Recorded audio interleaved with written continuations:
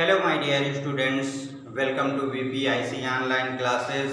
How are you all? I hope you are very well. मैं आपका हिंदी विषय अध्यापक हरी सर। आज क्लास 12 है। हिंदी काव्य के अंतर्गत जो शीर्षक है काल विभाजन तथा नामकरण, काल विभाजन तथा नामकरण नामक शीर्षक लेकर उपस्थित हुआ हूँ। आप लोगों को पिछले वीडियो में आदिकाल की जो प्रमुख प्रवृत्तियाँ थी, आदिकाल की जो प्रमुख विशेषताएं थी, आदिकाल के जो प्रमुख कवि थे और आदिकाल में जो भी सामाजिक, आर्थिक और राजनीतिक व्यवस्था थी भारत में, उस पर चर्चा की गई थी। और इस वीडियो में भक्ति काल, जिसे स्वर्ण काल कहा जाता है, हिंदी साहित्य का स्वर्ण काल कहा जाता है, इसे भक्ति काल को हिंदी का स्वर्ण काल कहा जाता है, इसे स्वर्ण काल कहा जाता है, हिंदी साहित्य का सुनहरा काल था। भक्ति काल जो है हिंदी साहित्य का सुनहरा काल था और भक्ति काल का दूसरा नाम था पूर्व मध्य काल। क्या था? पूर्व मध्य काल। पूर्व मध्य काल भी इसे कहते हैं भक्ति काल को। भक्ति काल को स्वर्ण काल इसलिए कहा जाता है क्योंकि भक्ति काल में हिंदी साहित्य का विपुल साहित्य हमें देखने को मिलता है। जो सर्वाधिक साहित्य हमें देखने को मिलता है, इन चार कालों में से सबसे ज़्यादा जो साहित्य है वह हमें भक्ति काल में देखने को मिलता है। और भक्ति काल में ही सर्वाधिक रचनाएं होती हैं, सर्वाधिक कवि इसी काल में जन्म लेते हैं। महान जो साहित्यकार हैं, जो कवि हैं, इसी काल की देन है, इसीलिए इस काल को हम स्वर्ण काल कहते हैं, हिंदी साहित्य का सुनहरा काल कहते हैं। तो आइए देखते हैं भक्ति काल में जो कवि, आदिकाल में जो कवि थे, उनमें वीरता और श्रृंगार की भावनाओं की उत्पत्ति थी। किस बात की उत्पत्ति थी? किस चीजों की उत्पत्ति थी? उनमें श्रृंगार और वीरता का वर्णन उनके साहित्य में, उनकी रचनाओं में देखने को मिलता था। ये बात हो रही है आदिकाल की, वीरगाथा काल की। वीरगाथा काल में श्रृंगार और वीरता संबंधी रचनाओं की प्रधानता थी, इसीलिए उस काल को वीरगाथा काल कहा गया। लेकिन धीरे धीरे समय परिवर्तित हुआ और 13वीं शताब्दी के आसपास जो श्रृंगार और वीरता के साथ साथ भक्ति भावना के भी अंकुर फूटने लगे थे। उसके भी कहीं न कहीं बीज अंकुरित हो रहे थे, भक्ति भावना के भी बीज अंकुरित हो रहे थे। और दक्षिण भारत में आलवार और नायनार, ये शैव धर्म से संबंधित दो धाराएं हैं, जिसमें आलवार संत और नायनार संत, दो संतों के माध्यम से संपूर्ण भारत में भक्ति का प्रचार हुआ। चारों तरफ भक्ति का प्रचार होने लगा। भक्ति का जो मार्ग है वह एकदम से खुल जाता है, प्रकट हो जाता है। और दक्षिण भारत जो है, इस भक्ति वाली विचारधारा को उत्तर भारत में लाने का श्रेय भक्ति काल के जो दक्षिण भारत के कवि हैं, शैव धर्म के अनुयायी जो थे, जिसमें आलवार और नायनार संत थे, उन्होंने उन्हें उत्तर भारत में लाने का श्रेय है। और सबसे बड़ा श्रेय जाता है हमारे दक्षिण भारत में शंकराचार्य जी का जन्म हुआ। शंकराचार्य जी उस समय भक्ति भावना से प्रेरित थे। उसके बाद उनके जो शिष्य हैं, उनके पश्चात आने वाले रामानुजाचार्य जी हैं। लेकिन रामानुजाचार्य के बाद जो उत्तर भारत में भक्ति काल का संपूर्ण प्रेरण करने वाले, उत्तर भारत में भक्ति भावना को लाने वाले जो थे, वे रामानंद जी थे। रामानंद जी ने दक्षिण भारत की जो भक्ति भावना थी उसे उत्तर भारत में लाने का कार्य किया। और इस संबंध में कहा भी जाता है, भक्ति द्राविड़ी उपजी लाए रामानंद। जो भक्ति भावना है वो दक्षिण की उत्पत्ति है, लेकिन उत्तर भारत में लाने का श्रेय से रामानंद जी को है। रामानंद जी दक्षिण भारत में उत्पन्न हुई भक्ति को वे उत्तर भारत में लाए और इस भक्ति भावना के माध्यम से उन्होंने उत्तर भारत में जो मुस्लिम शासक के अंतर्गत धीरे धीरे भारत आने लगा था और उस समय बहुत निराशा की भावना भारत देश में आ गई थी, लेकिन इस भक्ति के कारण लोगों में निराशा की भावना का धीरे धीरे निराशा की भावना से लोग दूर होते गए और भक्ति भावना में एकदम लीन हो गए। और बहुत सारे इस समय राजनीतिक उथल पुथल हुए, बहुत शासक इधर से उधर हो गए, राजनीतिक जो भूले थी इतिहास प्रसिद्ध हैं इस काल की, क्योंकि मुहम्मद जो तुगलक है इस समय एक जो क्या बोलते हैं अनाड़ी शासक के रूप में हमारे सामने आता है, जिन्होंने उत्तर भारत से अपनी राजधानी को दक्षिण भारत के दौलताबाद में परिवर्तित किया था। दौलताबाद और दिल्ली के बीच में कुछ राजधानी का परिवर्तन हुआ था, उसी समय ये कार्य हुआ था। लेकिन भक्ति काल के उत्तरार्ध में मुगलों का शासन स्थापित हुआ। अकबर ने शासकीय कमियों को दूर किया तथा हिंदू मुसलमान में होने वाले भेदभाव को उन्होंने क्या किया, दूर कर दिया। मुस्लिम समाज में कुछ ऐसे मुसलमान थे जो बलपूर्वक हिंदू से मुसलमान बनाए गए थे। मुसलमानों में भी सिखों, सुन्नियों, सैयदों के बीच भेदभाव प्रचलित था। समाज का एक वर्ग धनी था तो दूसरा वर्ग निर्धन और असहाय था। ऐसी विडंबना उस समय भक्ति काल में थी। लेकिन तभी दक्षिण भारत से उत्तर भारत में भक्ति भावना का संचार होता है और एक नए प्रकार के समीकरण उत्पन्न होते हैं और वहाँ पर कुछ संत मत में शिक्षित हो जाते हैं, दीक्षित हो जाते हैं, कुछ सूफी मत में, कुछ राम भक्ति में और कुछ कृष्ण भक्ति शाखा में पुष्ट हो जाते हैं। 4 परंपराएं उस समय पुष्ट होती हैं और अंततः भक्तिकालीन काव्य को आचार्य रामचंद्र शुक्ल ने 4 धाराओं में विभक्त किया, जिसमें भक्तिकालीन काव्य साहित्य के कवि या तो निर्गुण ब्रह्म के उपासक बने या तो सगुण ब्रह्म के उपासक हुए। अब यहाँ पे 4 भक्ति काल के 4 धाराएं हमें देखने को मिलती हैं। भक्ति काल की 4 धाराएं, पहली जो धारा है वो सगुण काव्य धारा।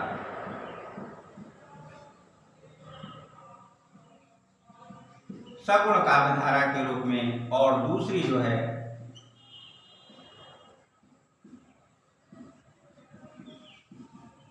सगुण शाखा और निर्गुण शाखा, 2 शाखाएं हमारे समक्ष देखने को मिलती हैं। अब यहाँ पर बात ये आती है कि जो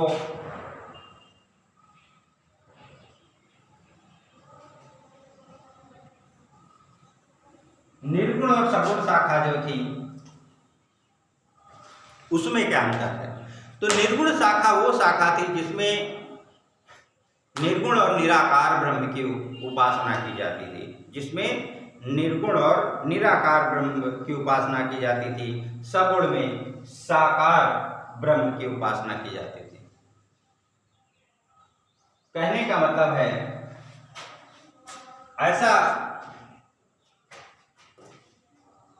ऐसे गुण की उपासना की जाती थी जो सगुण हो। सगुण किसमें हो सकता है?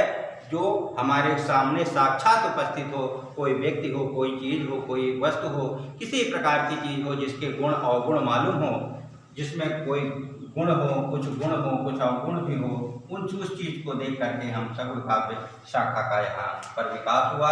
अर्थात या तो इस समय कुछ जो उपासक थे वो भगवान श्री राम की काव्य धारा की ओर चले गए और कुछ जो उपासक थे वे कृष्ण भक्ति शाखा की ओर चले गए। और यहाँ पे निर्गुण और निराकार ब्रह्म की उपासना होती थी, वो चाहे संत काव्य धारा में हो, चाहे सूफी काव्य धारा में हो। तो सगुण जिसमें साकार ब्रह्म की और सगुण ब्रह्म की उपासना हुई, उसमें एक जो मत है वो राम काव्य धारा का कहलाया। राम काव्य धारा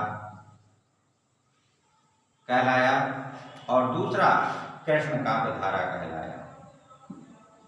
कृष्ण काव्य धारा ये दोनों ही सगुण काव्य शाखा से निकली हुई धाराएं हैं। कृष्ण काव्य धारा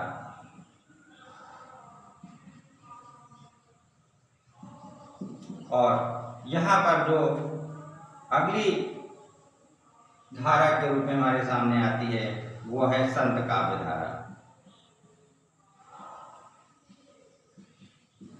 संत काव्य धारा और ये है सूफी काव्य धारा।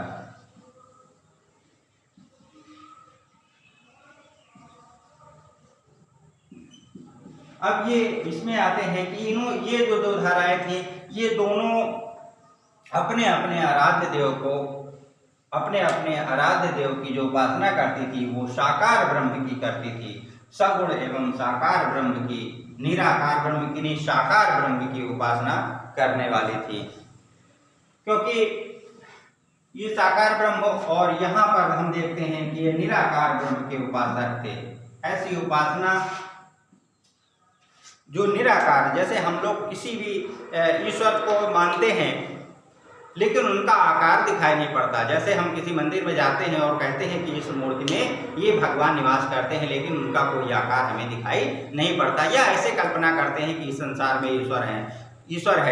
तो ये कल्पना किस में आती है? ये कल्पना निर्गुण काव्य धारा में आती है। सगुण काव्य धारा में अगर हम सोचें कि भगवान श्री राम थे, उनकी पत्नी थी, उनकी दासी थी, उनके मित्र थे, उनके पिता थी, उनके माता थी, उसी प्रकार से भगवान श्री कृष्ण भगवान या भगवान राम के माता पिता थे, उनकी दासी थी, उनके कोई राजा थे, या फिर इनके जो नौकर चाकर थे, कहाँ के रहने वाले थे, इनके कौन कौन से गुण थे, ये क्या खाते थे, क्या पीते थे, क्या चीज़ इनको अच्छी लगती थी, ये जो चीज़ें आती हैं वो सगुण काव्य धारा में आती हैं। लेकिन निर्गुण काव्य धारा के अंतर्गत वह शाखा आती है जिसमें हम निराकार निर्गुण ब्रह्म की उपासना करते हैं जो हमें दिखाई नहीं देता है। ऐसे ब्रह्म की उपासना हम यहाँ पर करते हैं। वो संत काव्य धारा जो सही रास्ता, सच्चा रास्ता दिखाता है, आडंबर का विरोध करता है, जो पाखंडों का विरोध करता है, उसे संत काव्य धारा कहते हैं। और इसका जो दूसरा नाम है ज्ञानाश्रयी शाखा भी है। क्या है?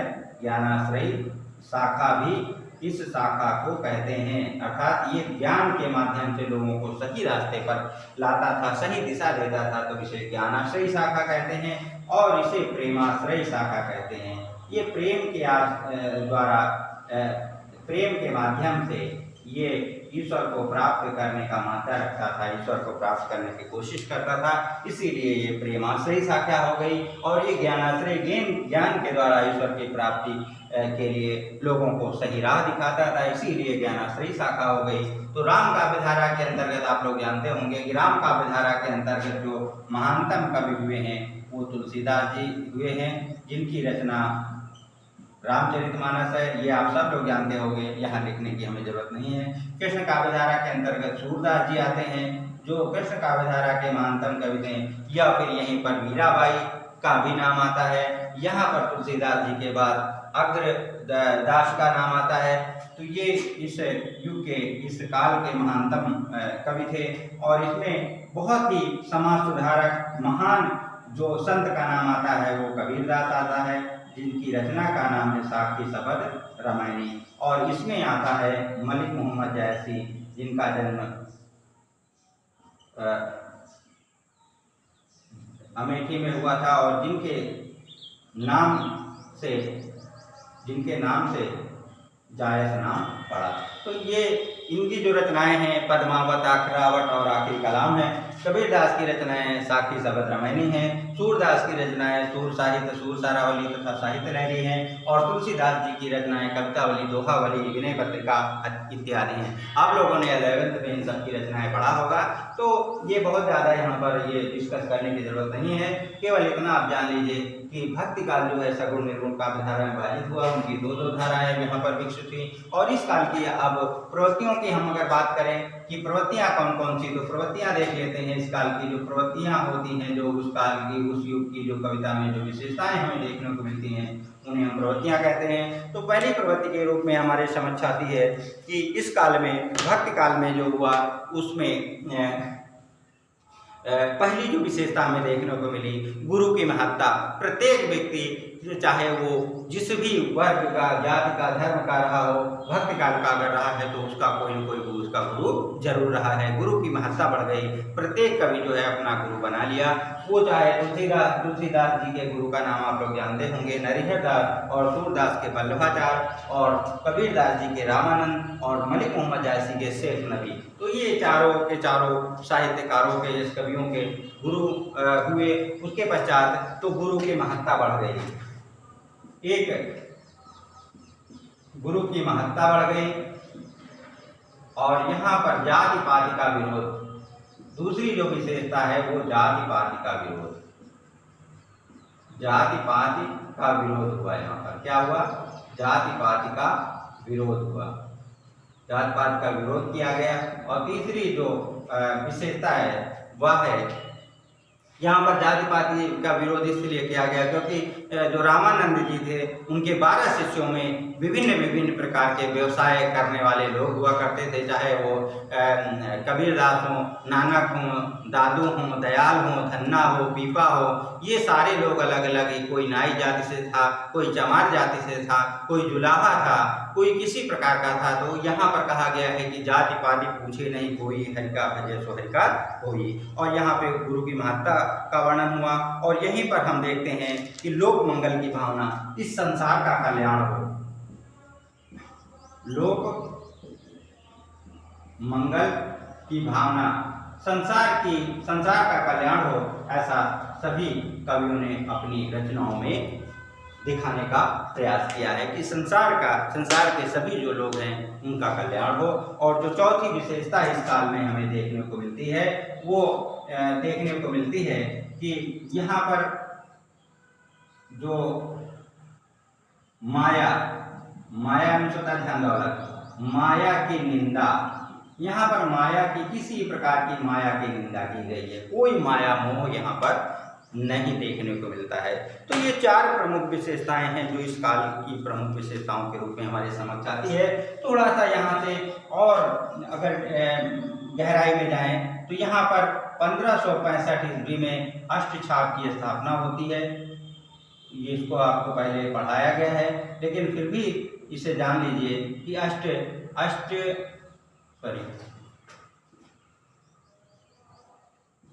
अष्टछाप की स्थापना 1565 ईस्वी में होती है।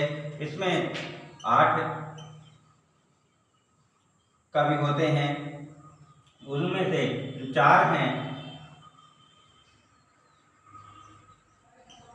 वो वल्लभाचार्य जी के होते हैं।